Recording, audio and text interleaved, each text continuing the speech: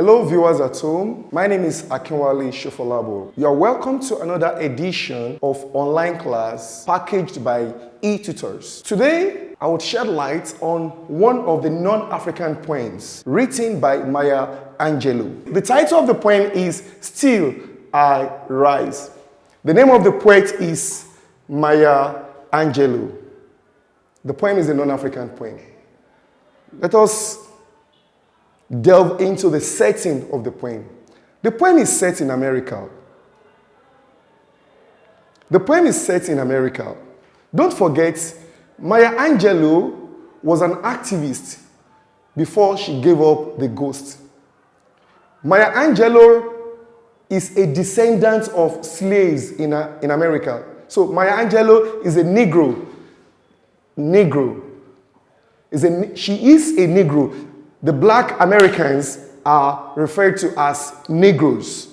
Okay, the poem is set in America. A period African Americans were segregated, were marginalized, were discriminated. This period, there was color prejudice in America. There was inequality. Black Americans did not enjoy the same privilege a white America enjoys during this era. So don't forget, the poem is set in America. In a period, black Americans were marginalized, segregated, they were discriminated. They do not enjoy the same privilege that a white American is or was enjoying at that time. They don't enjoy the same economic opportunity.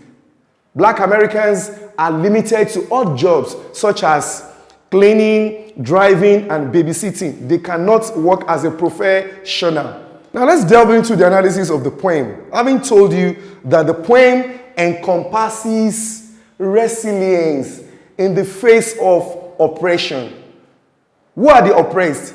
The black Americans, the Negroes. Now let's look at the first stanza. You may write me down in history with your bitter, twisted lies. You will notice that in line 2, there is a comma A. Please watch out. Anytime you see comma within lines of poetry, it is a literary device that is known as caesura. So please take notes.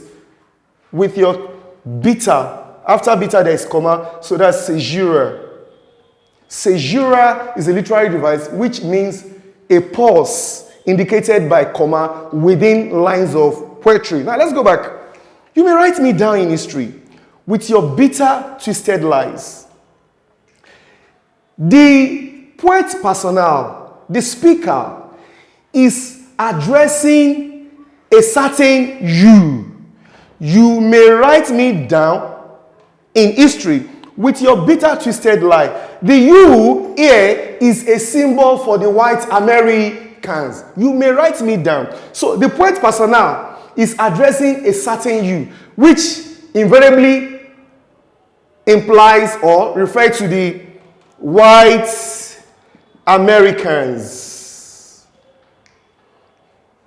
With your bitter, twisted lies, you may trod me in the very depths, but still, like dust, I will arise. I've told you that the poem focuses, encompasses, or cuts across resilience in the face of oppression.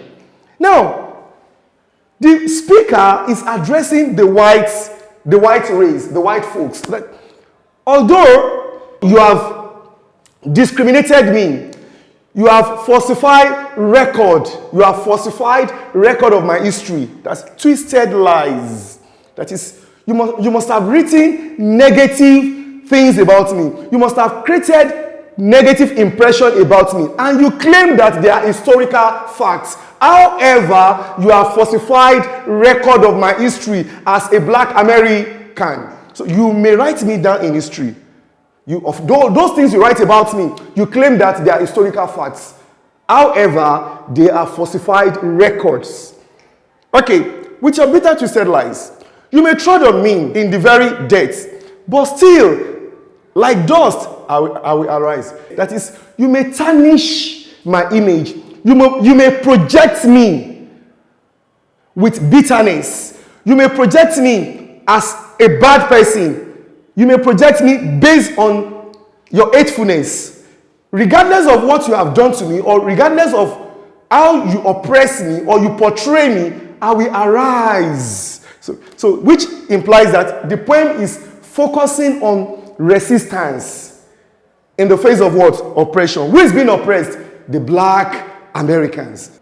The last line, but still like dust I will arise. Like dust I will arise is a good example of what? Simile, which shows comparison with the use of what? Like. Then you will notice that in stanza 1, we have you may. You may. This figure of speech is called anaphora in literature. Anaphora is a phrase that is repeated at the beginning of lines of poetry. So take note, in stanza 1, I have identified 3 poetic devices. You may, that's a good example of anaphora. Then we have simile, still like dust I will arise. Then we also have caesura in line 2. Now let's go further. Stanza 2 has or begins with a rhetorical question. Does my sassiness upset you? Are you angry because of my self-confidence? Self-confidence. Does my sassiness upset you? Are you angry because of my self-confidence? Self-esteem? Why are you beset with gloom? Cause I walk like I have got oil wells. Please take note. Cause I walk like I've got oil well. This is simile. You can see the use of like here. So this is a typical example of simile. Does my sassiness upset you? You can see a question mark here. So this is a typical example of rhetorical question. Rhetorical question. Why are you beset with gloom? Of course, is another example of rhetorical question. Rhetorical question. A question in which an answer is not expected. That is, why are you sad? Why are you beset with gloom? Because I walk like have got oil well, which invariably means that she epitomizes wealth. When you have oil well, that means you are stinkingly rich. So she presents herself, her disposition is like that of a person who is stinkingly rich. Because I walk like I have got oil well. So which means that she is epitome of wealth. That's what she is. Pumping in my living room. Okay. Now let's move to the next one. Like moons and like sun. That's simile. Just like moons and like suns. That's another example of simile. Now, she likens herself to elements of nature. And what are the 3 elements of nature? We have moon, sun, and we have what? Tide. And we have what? Tide. So let's go further. Did you want to see me broken? This is another rhetorical question. A question without an answer. Rhetorical question. That is bowed heads. That is, now, the speaker, the poet persona, is addressing the you, which implies or which refers to the what? The white Americans. That, do you want to see me dejected? Do you want to see me downcast? Do you want to see me in a state of melancholy? Do you want to see me broken? She's asking, the speaker is asking the addressee, alleging the addressee. Is that the way you want to see me? Sad, dejected, moody? Okay. Did you want to see me broken? Bowed head and lowered eyes. Shoulders falling down like tears drop. That's another simile. Simile. Weakened by my sinful cries. So this is another question. That's rhetorical question. So the speaker or the narrator is addressing the recipient, which is the addressee. That, do you want to see me downcast? Do you want to see me dejected, unhappy? Now let us go further. Does my haughtiness offend you? Haughtiness, that's arrogance, self-confidence. Don't you take it awful hard. I know you are not comfortable because I'm bold, I'm courageous. Because I laugh like I've got what? Gold mines digging in my backyard. Which invariably means that she's presenting herself as if she's what? She is an epitome of what? Wealth. You know what it means to have gold mines digging in your backyard. Of course, they are wealth, valuable resources, natural resources that you don't joke with. Okay, you may shoot me with your words. You may cut me with your eyes. You may kill me with your hatefulness. But still, like air, I will arise. You will notice that in this stanza too, there's use of anaphora. You may. When a phrase is repeated at the beginning of lines of poetry, it is known as anaphora. Anaphora. You may. First line, second line, third line. Anaphora. That is, you may shoot me with your words. Literally, you cannot shoot someone with words. You shoot with gun. But the guy is saying that you may attack me verbally. You may engage in slander, defamatory statements to attack me verbally. You may shoot me with your words. That is, you attack me with what you say. You portray me as a bad person. You make me a subject of ridicule through your spoken words. You may cut me with your eyes. That is, you may use non-verbal cues, body language to communicate, to bring me down, to make me a subject of ridicule. You may cut me with your eyes. Apparently, you cannot cut someone with eyes. But in this context, that is, you may use non-verbal cues, eyes, body language, to look down on me. You may kill me with your hatefulness.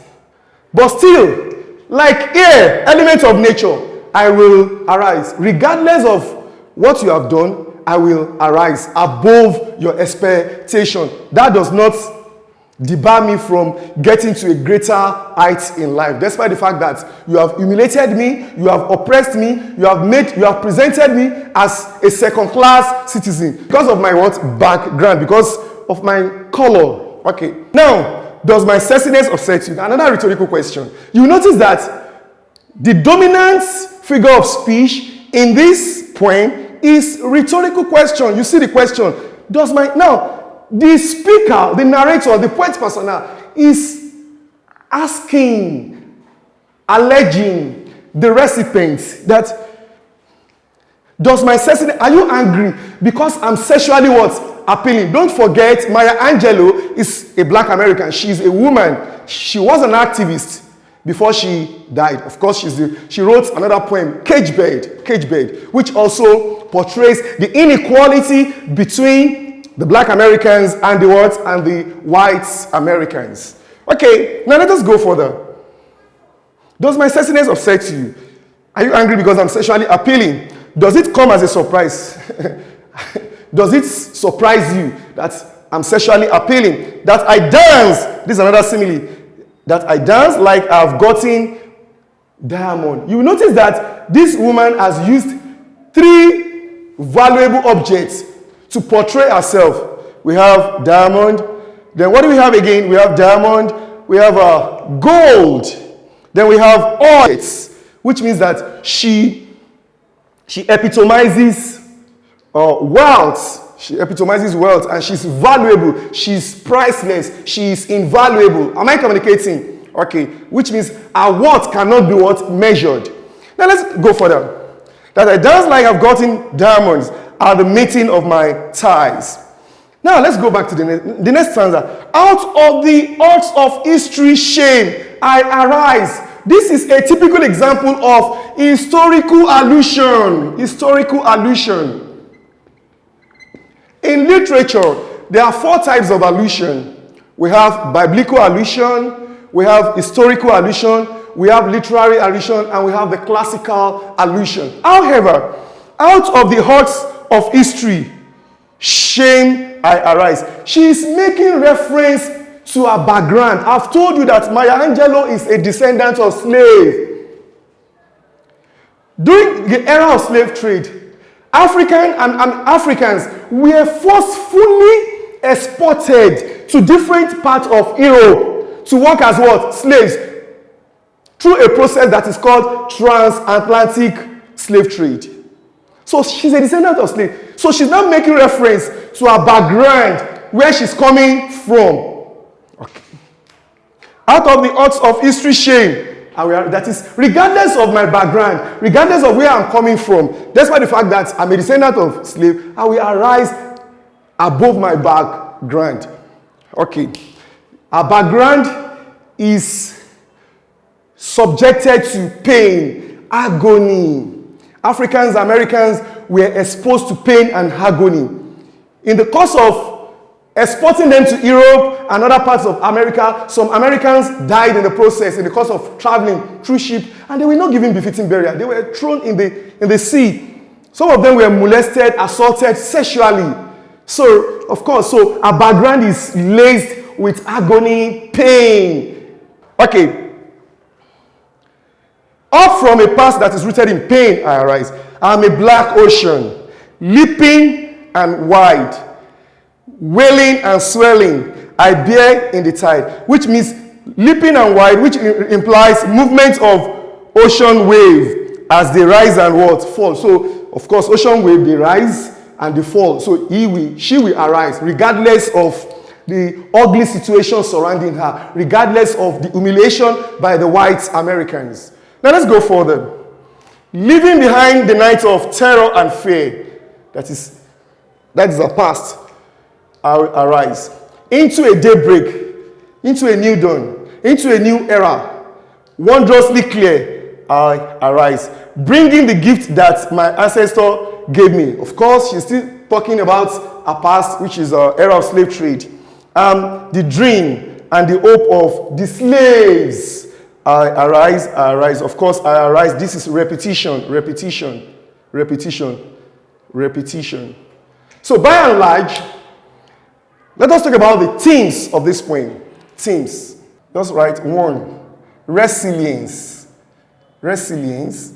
Resilience, defense in the face of oppression. And 3, valuable objects. What are the valuable objects? We have gold, oil, and what's the last one? Gold, oil, and diamond, of course. So she likens herself to these 3 valuable objects, which epitomize wealth. So by and large, I've been able to analyze the basic poetic devices, the themes. So till we meet in our next class, bye for now.